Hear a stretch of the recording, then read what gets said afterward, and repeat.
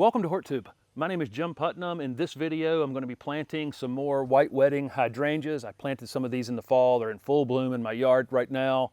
I literally have people stopping their cars to ask me what they are. They are so vividly bright white right now. I actually had to move this group of hydrangeas into the shade to shoot this video because the camera has no idea what to do with white that's that bright. It just looks like it looks like the sun is what it looks like to the camera. I'm also planting some Moon Dance Hydrangeas right here. This is another new variety from the Southern Living Plant Collection. Both of these are from the Southern Living Plant Collection, but this is a new variety that gets more like 6 to 8 feet, where White Wedding only gets about 4 to 6 feet. I'm putting in 5 of these White Weddings, and I'm putting in 3 of these Moon Dance behind them, so I'll have that another layer of white flowers over the top.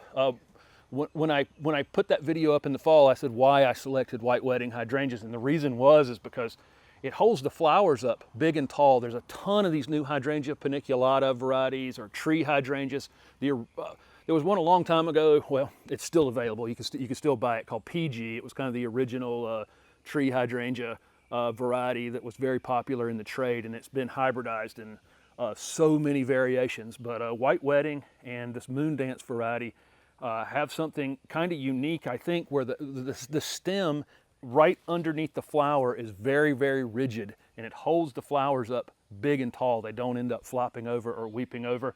They're the same as the other Hydrangea paniculata varieties, where they start off with kind of a lime green colored flower that just gets more and more and more vivid white over time. These will bloom you'll start seeing the buds in the late spring, and they really get going by midsummer and are just super, super vivid white. They're great for cut flowers. These types of hydrangeas are definitely for sun. They're very different than Hydrangea macrophylla or the big blue or pink hydrangeas that a lot of people are used to. These are sun plants. There are varieties that can get gigantic. PG could get 15 feet plus in the landscape. Another thing we've seen through them being hybridized, like I say, is that White Wedding will stay. We can keep this one less than 6 feet, and that Moon Dance slightly above 6 feet. Southern Living has a few other varieties as well that I also want to try, some new introductions. These are just stunningly beautiful in the side yard over here. I find if you have difficulty growing hydrangeas, or if you're scared of hydrangeas, these are the types of hydrangeas you should be buying, because you can put them in the sun and treat them like any other shrub in your yard. You don't have to worry about flower time or being super worried about when to prune it or not when to prune it. It blooms on new growth. So we can prune these in the late winter. That would be the time to do, you could do all your maintenance at once on this plant every year. Say late February, early March, you can shear the top off of it a little bit and give it a slow release fertilizer and then walk away from it for the season.